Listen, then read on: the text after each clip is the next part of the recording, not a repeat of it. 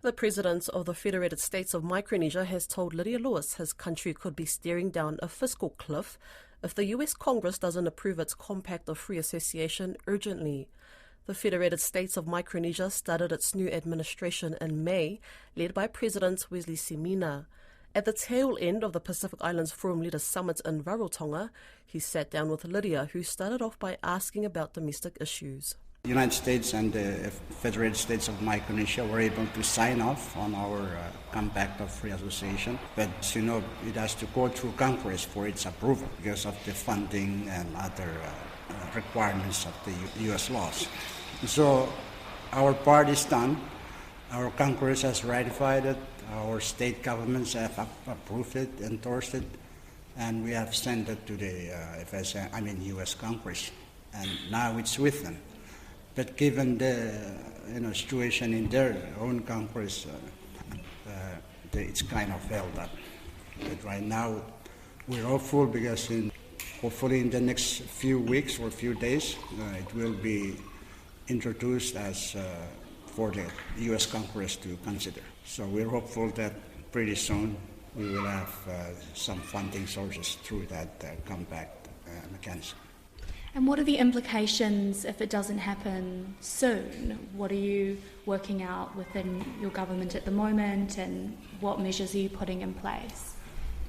Well, if nothing works out, if the U.S. Congress does not approve it in time, we're faced with a fiscal cliff. That means we will have to find sources from different sources of funding, and that's not out there available immediately. So what we understand is that the U.S. Congress also understands that situation, and they're working very hard.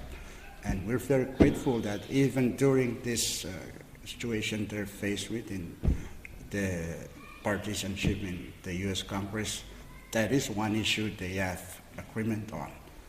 The Republicans, the Democrats, the Senate, and the House, they actually have agreement on working to push approval of the Compact of Free Association. So for that, we're grateful to the United States Congress for its...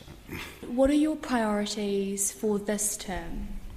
Well, for this term, if you had noticed during my inaugural address, I used one phrase, and that is, our unity is our strength and our prosperity. And what I meant by that is that the unity of our 4 states, because we have 4 states in our nation, and we have to unite them. We have to find the common grounds that will keep us together. So we're working on that very hard. And we understand a lot of these common things that run through our 4 states are similar things, because they're islands. Climate change is a huge problem. Infrastructure is also a huge problem, both in physical and other ways. So we're trying to make sure that we get through that, at least trying to keep the ropes of unity, to keep tying up our states. And from that, we are also looking at our own region, the Micronesian region. We have 5 governments to deal with, and being the chairman of the NPS, I'm very mindful of that. So that kind of unity we want to also bring out to our Micronesian region as well. And of course, from there, we want to move to the Pacific region. So it is something that we're really, being here my first time, I'm very happy to learn that the Pacific way is working. Yes. So that's how we want to look at things at this point. Your predecessor, President Panuelo, highlighted some very damning allegations of external powers before he left office. Have you felt those pressures from China or external powers? Well, thank you for that question, because I'm sure that's something that's been going around. But I cannot speak to what my predecessor, President Panuelo, said. I don't know where he got those claims from. Maybe he had his sources. But for me at this time, we have no evidence of any of those things, whether they existed or not. That's not out there for us to see immediately. Have you felt any external pressure? Not really. China, for your information, People's Republic of China is a very good friend of the Federated States of Micronesia. We have diplomatic ties with them, so we operate within the norms of diplomatic relationships. So there is, I don't see nor do I feel any kind of pressure that some may have thought were there or happened to them. So that much I don't know. What about relations with Taiwan? We have our economic relations with Taiwan too. We send people there for business purpose, for economic purposes. So there is ongoing, exchanges of our business people going there. So we don't have any issue with Taiwan also. I mean, they have their own. Two of our friends with the Freely Associated States, Palau and the Marshalls, they have a relationship with Taiwan, and we have no objection, we have no problem with them. Have you had any pressure, though, from People's Republic of China not to have relations with Taiwan? Well, we have the one China policy, and there is that element of there. So whatever that one China policy entails, we follow it because that's part of our diplomatic relations with People's Republic of China. Thank you. And now moving on to the COVID recovery. Many of the other prime ministers and presidents that I've spoken with here say that the recovery is an uphill battle. Oh, there's no question that the impact of COVID-19 was real for us economically, socially, and all this. But I would say the Federated States of Micronesia was one of the luckiest nations in the Pacific because we took quick action in locking down our nation borders. And it was President Panuelo who started that, and the Congress, I was the speaker then of the FSM Congress, and we made sure that those restrictions are in place. And we were I think almost 3 years we were in a lockdown. And that also didn't help because that means we need to bring in commodities, supplies, and all those things. So it really impacted our economy, especially in the tourism area. But fortunately for us, we had a little money that we set aside for these things. And Congress, our FSM Congress, appropriated those fundings. And then we had assistance from ADB and, of course, the U.S. And what happened is that during that lockdown, we were able to vaccinate our citizens way up, so the vaccinations were very high. So when that COVID-19 actually came in, the impact was minimal. It wasn't that much. There were a few people who died, but maybe old people or people who were already sick. So we were very fortunate that we were able to put in place some restrictive means or some means to combat the impact of COVID-19. What is the deficit following COVID-19 and how do you plan on building back and recovering? Well, for us, of course, the tourism industry is, private. Those are private businesses, hotels, dive shops, those kind of restaurants. So what we did is that we provided, I think, about 14 million to 15 million from our own, local revenue. So that kind of helped those businesses, hotels, restaurants, who were impacted by the closure, the lockdown of our borders. And what happened is that during that same time, like the ADB also provided some grants, some funding, so we were able to support those people who became unemployed because of the...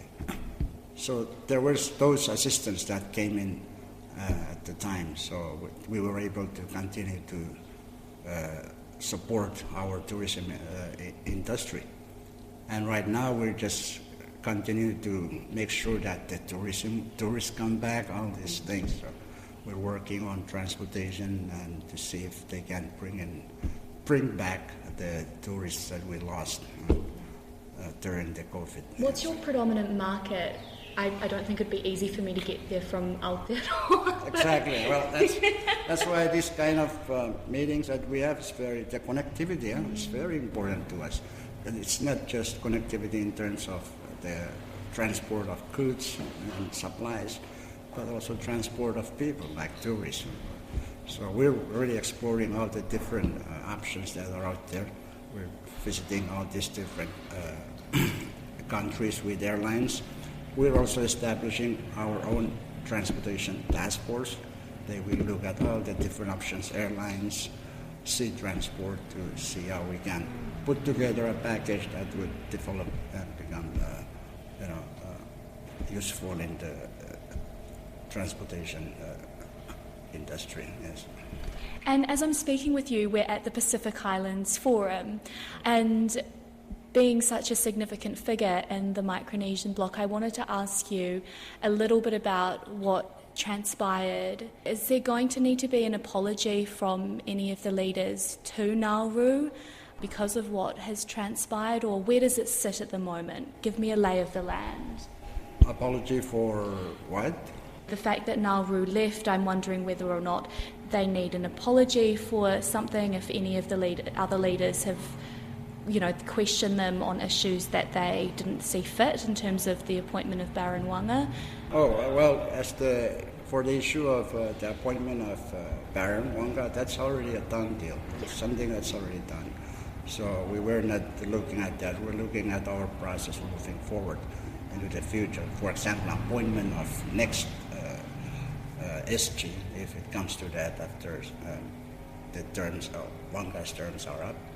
And of course, we are also looking at how to, make sure that strengthen the framework that we put together under the SUFA premises. Then that means the establishment of the offices and the employees of those offices. So those are the kind of things we were discussing. What was it that went wrong and needs changing for next time? Well, I'm not sure there was anything that went wrong with the appointment, but the process itself, because of the special circumstances of the time, so they kind of rushed and put together something, package that we know it's a work in progress. So that's exactly what happened. So we were discussing how to strengthen, like I said, to make sure that something like what happened before would not happen again. And we want to make sure that the SUFA agreement will be a model that will be used throughout the life of PIF. So we're hopeful that that will be the kind of things to be in place. As you know, it's not, like I mentioned, it's not only on the local domestic level, but also on the regional level. We want to make sure that those kind of unity, solidarity will remain in place for as long as we have the Pacific to be called home. Yes. And the release of treated nuclear wastewater by Japan, is the Federated States of Micronesia for or against this release, and why? Well, you might have heard that my predecessor made a very strong statement in the UNG when he was there, and then that position has evolved. Right now we are looking at our position to be based on science, whatever the scientific recommendations, and that's where we are right now. We're just and the thing that we're more concerned about right now is how to make sure that the monitoring is very effective and timely, so we can continue to deal with Japan. And we also ask Japan to embed into the PALM agenda every year the discussion of this issue on nuclear waste.